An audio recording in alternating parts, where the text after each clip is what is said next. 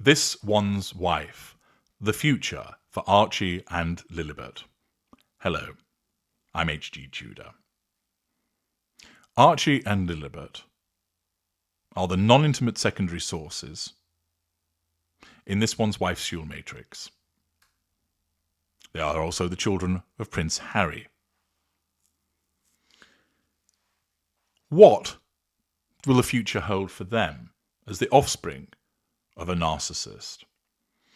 Well, I'm going to provide you with this insight, not only because it'll be of interest to you to understand the impact of this one's wife's behaviour on her two children, but also for those of you who may be concerned about the impact of a narcissist in your life upon your children. And if you want to ensure that you can protect your children against the possibilities of problems caused by the narcissist, you can do no better than obtain my assistance package, Child Defender. You'll find that in the Knowledge Vault. The link is in the video description.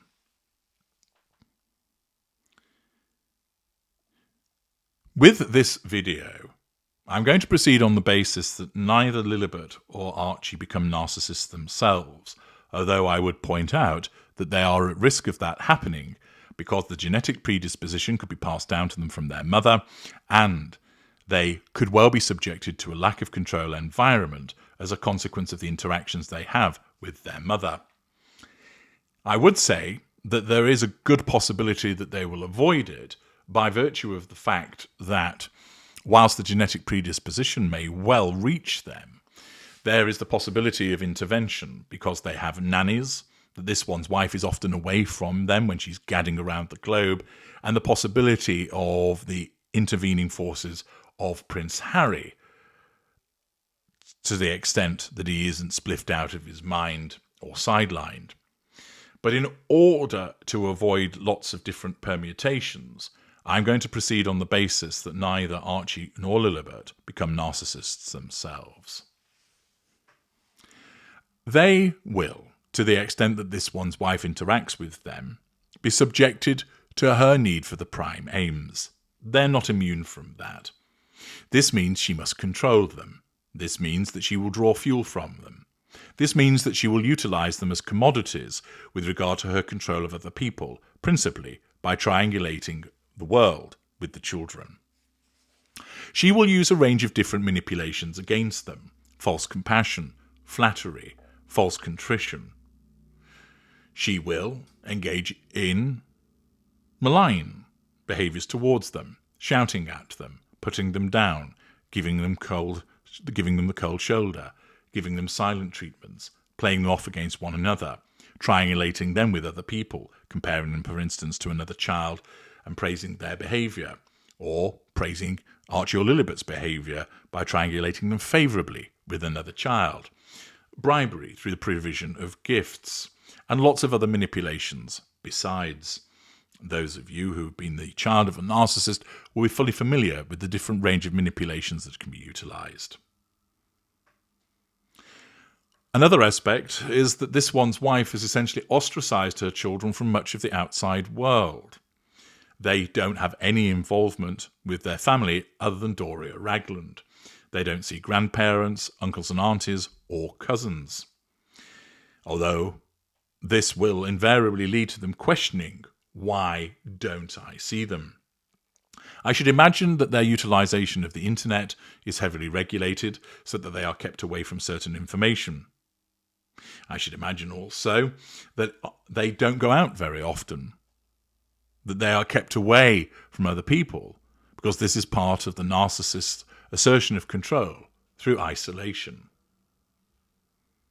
This one's wife, to the extent of when she does bother with them, will, in some instances, lavish false compassion, false love, flattery towards them, which will make them feel loved and wanted, etc. She will often do this when she's creating content for consumption by the outside world, where she will hug them for the purposes of a picture, that she'll film doing something with them for the purposes of utilising that towards the outside world. And therefore the children, in effect, are brought along like stage props to be in her latest video. There may well be instances where they become tired because she creates shot after shot after shot involving them, that she orders them around as to where they should stand and what they should do, whereas they just want to be children and play. They don't want to be extras in the film of this one's life. But one of the biggest things that she will be doing is creating this image, and something that she alluded to in her recent interview, of how much she loves them and how much they ought to love her. This is once again just part of the control. It is unlikely that Archie and Lilibet have any idea of how disliked their mother is by many people in the outside world. But there will come a point where this one's wife will no longer be able to keep that information from them, either as a consequence of what is said to the children by, for instance, other children, by adults, and quite possibly access to the internet. And therefore, there will come a point where one of them will be likely to say to their mother, "Why do the newspapers say all of these horrible things about you, mama?" Or mum, or mommy, or whatever term's being utilised. "Why do they say you're this? Why do they say you're that?" This one's wife, naturally, will dispense with that threat to control by simply saying, "A lot of people didn't like the fact that I married Daddy, and they hated me for it, and so this is what they've done. But you know that Mummy loves you." And she will rely upon this image, and remember, it is just an image that she has cultivated in her control of them, of being a loving mum. There will, of course, be confusion for the children. Because she's a narcissist, and even though she's mid-range and therefore not the most brutal in terms of obvious behaviours compared to, say, a lesser narcissist, it will be the case that she is not always kind to them. I don't mean in the sense of a non-narcissist parent who tells off their children when they've misbehaved. I mean the narcissist who must use malign manipulations to control. There will be instances where the children will be confused because on Monday they were praised for doing a certain thing, on Tuesday they were criticised for it, and they can't understand why.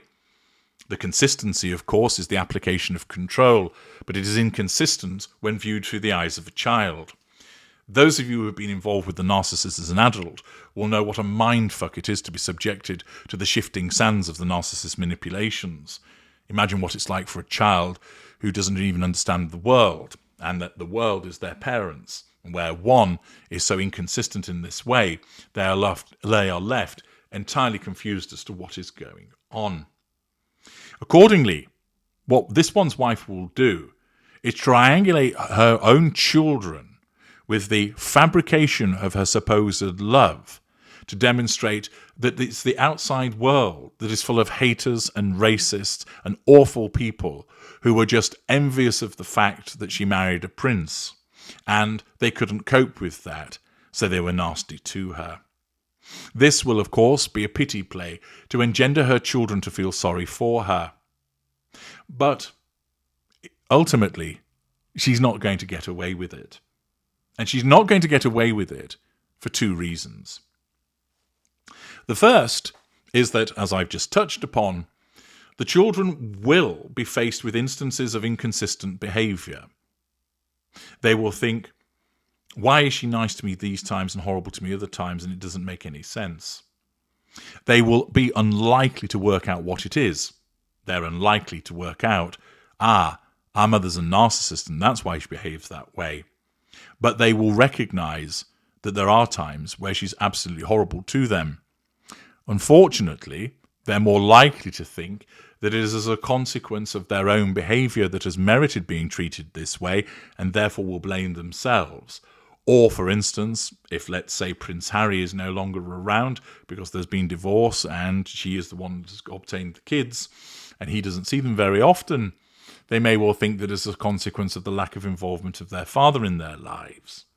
But they will recognise the inconsistencies in their behaviour from their mother because she, as a narcissist, cannot keep that hidden, because behind closed doors she will lash out at them through malign methods. But the bigger factor that is going to cause a problem to this one's wife is that as the children get older, They will strive for a greater level of independence. They will want to do things on their own and not with her. They will form friendships with other children, where they will want to spend time with those children, hanging out with their teenage friends, going and doing whatever it is teenagers do, away from this one's wife. And then they will start intimate relationships, getting a boyfriend or a girlfriend. And, as you will all know, you'd far rather spend time with that person and getting up to some hanky-panky than be spending time with your parents. This is the death knell for the narcissist. You see, unlike a non-narcissist who recognizes that their child is transitioning into a young adult, and whilst they will have a degree of sadness that they're no longer that cuddly baby that they once were, I've heard many people talk about this, they understand this is what happens, and that you're proud of the fact that your child is showing increased independence. Yes, I've heard people talk about how they do yearn for a return to those days when you were their world, but you understand the inevitability of this because it's called growing up. You embrace it, and the loosening of ties in that regard is something that you come to expect, and in some instances positively encourage, as you no longer want the child to be clinging to your apron, so to speak. You want them to learn more about the world and forge their own path. But for a narcissist, this is problematic, because as that child creates new relationships with friends, perhaps reaches out to family that they've been kept away from, and certainly with regard to intimate relationships, this threatens the narcissist's need for control. What happens? The narcissist lashes out. The narcissist tries to clamp down. You're not hanging out with those friends. No, I'm not letting you go to McDonald's with them. No, you're not attending that concert with them. I hate you. You're the worst kind of mom. You never let me do anything. No, you're not seeing him. He's not good enough for you. No, you're not going out with her. She's beneath you. This is what narcissist parents do. Because unlike a non-narcissist who recognizes that the child is a separate entity with their own hopes and dreams and independent beliefs, the narcissist regards the child as an extension of themselves. And therefore, when it comes to Archie and Lilibet, this one's wife, as they grow older and become teenagers and young adults, will still regard them as non-intimate secondary sources in her fuel matrix that are there to be controlled. And when such things as friendships and intimate relationships start to interfere with that control, this one's wife will react and react badly. And the consequence of that is that Archie and Lilibet will then start to realise that their mother is trying to control their lives, that she's interfering in their friendships, that she's stopping them seeing that boyfriend and girlfriend, and that they don't like the way she talks about those friends or that boyfriend and girlfriend, the way that she smears. And it's likely also that the friends or the boyfriend or the girlfriend will point out, your mum says some strange things. Your mother's very controlling. So that even if Archie and Lilibet don't recognise it themselves, they'll be told it by others. And ultimately, and I've seen this happen time and time again in relation to those around me, and particularly those that I've consulted with and advised with regard to this, the child invariably listens to the friends and the intimate partner rather than the narcissist parent, and starts to reject the parent. Some go no contact with them. Many do not. But they start to distance themselves from them. They want to spend the time with their friends or their intimate partner, and the narcissist control starts to loosen so that they might well then ostracize their child.